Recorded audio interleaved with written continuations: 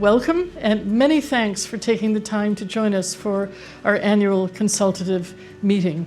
Before we start, I'd just like to remind you that this meeting is being filmed, so sit up straight and keep a smile on. It's really good to be able to meet in person after 2 years of meeting virtually due to COVID. We're slowly returning to normal, albeit a new, more hybrid normal. One of our goals is to look at more ways to engage with customers and communities to make sure you have the opportunity to give us your thoughts on the services that Scottish Water provides. You're always at the heart of what we do, and your views are an essential part of our decision-making. It's lovely to have a number of you with us this evening, and we're also live streaming this meeting, enabling people to watch us online and ask questions throughout, following the guidance notes on the YouTube channel, so a hybrid ACM for the first time. There's been significant recent public and media interest in the drought conditions across large parts of England. Fortunately, we've avoided the worst of these pressures in this summer, but in our last financial year, we experienced significant weather-related challenges. We dealt with those effectively, but the last year was indeed a really challenging one. The impact of climate change and an aging infrastructure on water and wastewater services, so essential to everyday life, are major issues we face both in the short and the long term. I'm confident we will do all we can to manage these challenges at the same time as we deliver against plans to achieve net zero emissions by 2040, all the while providing the high-quality services our customers rightly expect.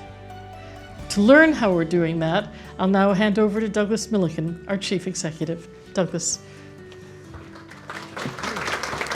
Thanks, Susan, and good evening, everybody, whether in the room or joining us through the live stream. It is just great to have the opportunity to speak to you about Scottish Water's performance and update you on some of the vital work we're doing, and to take a look at how we're progressing against our longer-term ambitions and vision. And like Susan, I think it's just super to be able to meet like this in person after a 2-year enforced break because of the pandemic. But I think it's also really good that we can simultaneously reach out to people, to our customers in live stream at exactly the same time. And it'll be great to hear from you all, whether in the room or those who are joining us live through the course of this evening. The last year for us, and when we talk about the last year, that's the year from April 2021 through to March 2022, was really, as Susan said, another extraordinary year. And while undoubtedly the impact of COVID loosened its grip for most of us, and things slowly began to become more normal, we were truly faced with some of the most extreme and unpredictable weather that we've ever seen at Scottish Water. We're also faced with rising costs and some pressure on some of our water supplies. And despite all that, we've adapted, we've overcome, and we've continued overall to deliver high levels of service to our customers right across Scotland. And this is demonstrated, for example, by performance on our key customer experience measures. And our performance scores on those are broadly similar to the previous year, despite the various challenges that we faced. And how did we achieve this? Well, we achieved it by responding well to the severe weather. And crucially, one of the key things that we do is mobilising people across Scotland ahead of events to anticipate what might happen and then deal with the fallout from events such as storms Arwen, Corrie and Malach. And if you remember back to the end of 2021, parts of the country endured 100-mile-an-hour winds, which caused extensive devastation to property and the loss of electricity and communications. And for us at Scottish Water, that in turn caused problems at our treatment works and very regrettably interruptions to some customers' water supplies, for which I'm very sorry. But despite all these challenges, we continued overall to deliver high quality services to our customers, literally working round the clock to stop problems from occurring or resolving them as quickly as we could when they arose. And in the last year, we've also invested in areas with known issues, and we've better personalised the way we engage with customers when they need to contact us. We've got a field force of more than 1,500 people operating right across Scotland. And those are the people that we rely upon to operate our assets and infrastructure, to deliver our services and respond to problems every day. And these people are absolutely the backbone of our organisation. And we're exceptionally fortunate to have a workforce who are committed to delivering for our customers, come rain or shine. Turning to water quality, overall this was very good. But we did face a particularly significant issue last year in terms of the level of manganese in tap water in areas of the country where the extremely dry weather in summer 2021 caused some of our reservoirs to fall to previously unknown levels. And in turn, this very understandably led to significant numbers of contacts from customers and stakeholders when they could see discoloured water coming out their taps, and most notably in and around Lanarkshire. We're sorry to our customers who were affected by that, but we've reviewed that incident and experience in detail and identified the steps that we can take, including strengthening our risk assessment of our water quality and further significant investment in our assets to protect our supplies from this in future. However, I have to say that providing assets that will be resilient to this challenge alone will take some years and cost many tens of millions of pounds. And this one example alone gives an insight into the scale of challenge we face as we adapt to our changing climate. Our overall environmental performance continued to be good, with 96% of our wastewater treatment works complying with all the licence conditions. However, we did have 10 of the most serious environmental pollution incidents, most of which were caused by blockages in the sewer network. And this led to the emergency storm overflows, the combined sewer overflows, discharging excessive wastewater into burns and rivers. And this is truly an ongoing area of challenge. And we do a huge amount, but we know we need to do much more. A big step forward in delivering further improvements will come through our Urban Water Improvement Route Map, which sets out our plans that we've agreed with SEPA, the environmental regulator, and the Scottish Government to invest a further £500 million in the wastewater system to improve our monitoring of our wastewater discharges and, crucially, the quality and frequency of discharges, enhancing the health of rivers and coastal areas. And that builds on over £1 billion of investment that we've made in that sort of area over the past 15 years. But the weather challenges we faced were a major recurring theme, affecting the work we do and our performance. And the unfortunate fact is that some of the unusual weather patterns we've experienced, I think we all now recognise are no longer one-offs or likely to go away. Rather, they're set to become more commonplace, with further weather records likely being set in Scotland and elsewhere. And when you think about our asset stock, our infrastructure, our 100,000 kilometres of pipelines, our thousands of treatment plants, many of those were built many decades ago. And many of those assets were simply not designed to work in the weather conditions that we're now experiencing. And extreme weather events that we used to classify as 1 in 50-year events are now happening much more frequently. And it's becoming ever more apparent just how much we need to improve our assets if we are to maintain the high-quality services to our customers, the people of Scotland, that they will rightly expect. We do all we can when we're faced with these challenges, and the operational response from our teams is absolutely first class. But no matter how good the operational response is from our people, that alone will be insufficient to safeguard future services. And therefore we know that we need to keep increasing the rate of replacing and upgrading our assets, as well as keeping pace with the impacts of our changing climate. Higher levels of investment in both our water and our wastewater assets will be vital. And while we at Scottish Water will work ever more smartly and efficiently, it is unfortunately inevitable that customer charges will need to increase to pay for greater investment to safeguard future services. Now, working smartly and more efficiently is a major focus of our major ambitious transformation programme that we've underway at present. And I'm pleased that that programme is moving ahead well, with a number of initiatives delivering real benefits, whether in efficiency or customer experience. One such initiative is Project Swift, which is Scottish Water's intelligent field transformation. And that project is transforming how we plan and schedule work when a customer contacts us with an issue. Using triage alongside a new video tool, we're already diagnosing and resolving around a third of customer issues remotely. The benefits of that: issues fixed more quickly and saving time, money and the carbon associated with far fewer physical visits. In the last year, we've also identified, in some instances begun, many more transformation initiatives which will help us change, make us more efficient and deliver greater value and benefits for customers and communities. Indeed, it's transforming how we work that will help us play our part in tackling probably the greatest challenge of our time: climate change. Last year, we made steady progress on our route to net zero emissions by 2040. There's been further reduction in the energy we use and an increase in the renewable energy we generate from our own assets. But I'm particularly delighted to report that we're building even stronger relationships with our supply chain and delivery partners, who are so crucial for our work.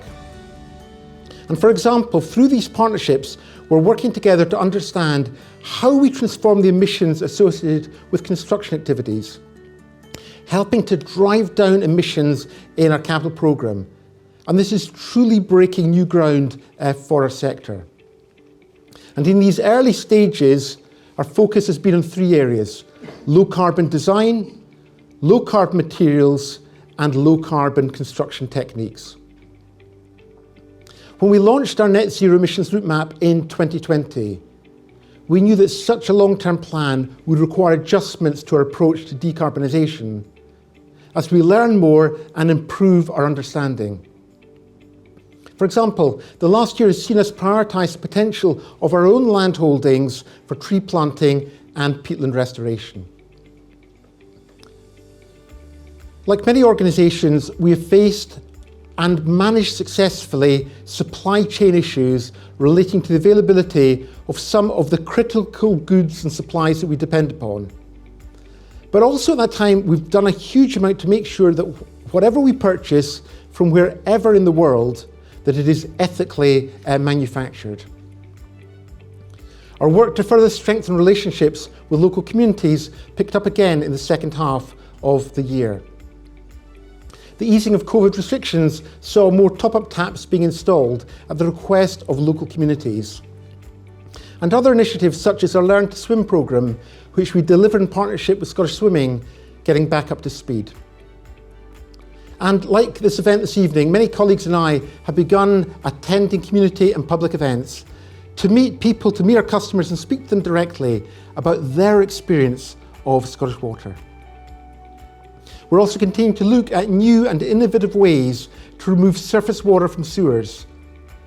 And that alone will be so critical to reducing storm discharges during intense rainfall events. And at the same time, we're asking our customers to do what they can to help in reducing the challenges that we have with our sewer systems. So our Nature Calls campaign was launched earlier this year to reduce the number of wipes being flushed into sewers, by urging people to bin them at home or at work. At the same time as calling for a ban on wipes that contain plastic. Turning to our finances, I'm pleased to report that we did well despite the inevitable extra incident costs we incurred with all the weather challenges last year. Our overall running costs were £15 million lower than planned. And that was due in large part to buying our electricity well in advance, long before market prices began to rise. And through our transformation, we'll continue to drive for savings across all our activities. The last financial year was the first of our new regulatory period that runs from 2021 to 2027, a period in which we aim to increase our investment levels significantly. Often when you look at regulated utilities in the first year of a new regulatory period, utilities can often struggle to maintain investment levels and may see a bit of a dip as they put new delivery partners and arrangements in place. So it's a real tribute to the people of Scottish Water and our delivery partners that we achieved strong investment performance, with our level of planned investment increasing by £160 million from the previous year. At £623 million, that planned investment was slightly ahead of our original plan, delivering benefits for customers, the environment and the economy right across the country. And our plan to further increase investment in future years in line with government and regulatory expectations will support our work to maintain and enhance water and wastewater services to customers, protect the environment and enabling new housing and economic growth. But increasing investment also means that we can support more jobs across our supply chain, including an expected 1,000 new graduate and apprenticeship places over the 6 years of this period. Now, to fund our investment, we're benefiting from increased borrowing from the Scottish Government, but we do need to increase charges to our customers. Charges for last financial year, so that's 21-22, increased by 2.5%, and that was an increase of 1.8% above the then prevailing level of Consumer Price Index inflation, CPI. And at the same time, the Scottish Government implemented an increase in financial support for those people who were least able to afford to pay their water bills.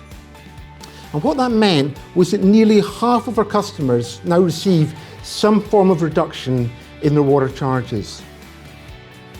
Now, when it came to setting charges for this new financial year, 2022-23, we set those at an increase of 4.2%, in line with the prevailing CPI coming into this year.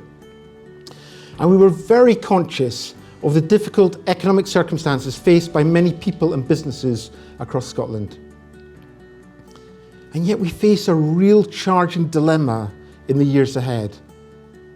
If we look at the situation facing us now and even over the next couple of years, the economic conditions are likely to be very challenging for people and businesses for some time to come.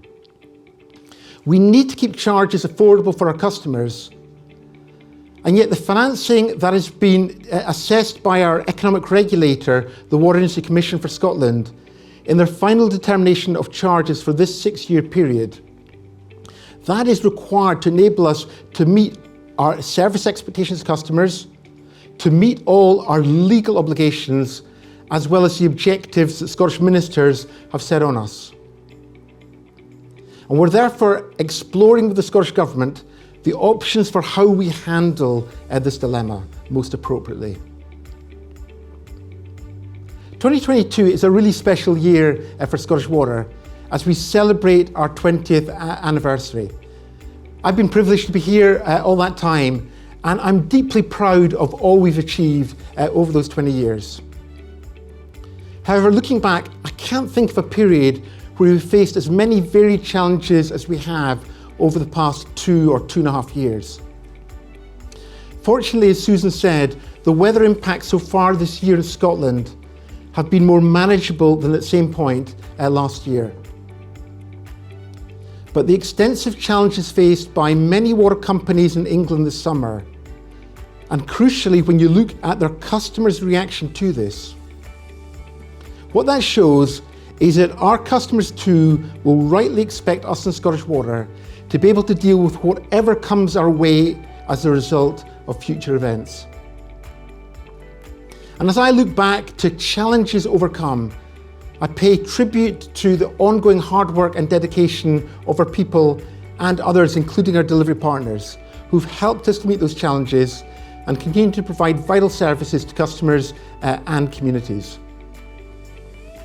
Finally, in January, I announced my intention to step down as Chief Executive after 10 years in the role and 20 years on our board and executive team.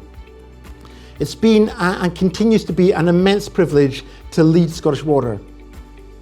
But the timing of my announcement and the subsequent appointment of my successor will enable them to be appointed and to take up post ahead of the really important planning for the next regulatory period that starts in 2027.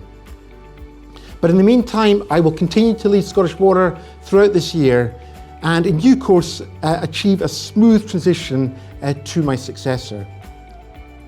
Thank you for listening to me, and I'm now going to hand back to Susan. Thank you. I'm sure you'll agree I hope you'll agree, this has been an interesting and informative meeting with a range of issues highlighted and discussed. I continue to be very proud of Scottish Water's achievements in the face of ever-changing challenges. I know how its people care deeply about the customers they serve and how they relish having opportunities like this to speak to customers and listen to your opinions, while also sharing updates on our achievements over the last year and our hopes for the future. And I think we've done all of that today. I want to thank you, those of you who've attended here in person at the ACM and those of you online who've joined us. And a very special thank you to the team who put this event together, and I'm looking at a few of them at the back of the room. Huge amounts of work, I can tell you, and they've done a terrific job, so thank you very much. Finally, and this will be the first of many, I want to say one more thank you. Earlier this year, as Douglas told you, he announced that he would step down after 10 years as Chief Executive at Scottish Water and a good bit longer with the organization. I've come to respect the contribution of every single person who works at Scottish Water, and none more than Douglas's, whose leadership, dedication, and wisdom has delivered so much to the organization and to the nation. Douglas, thank you.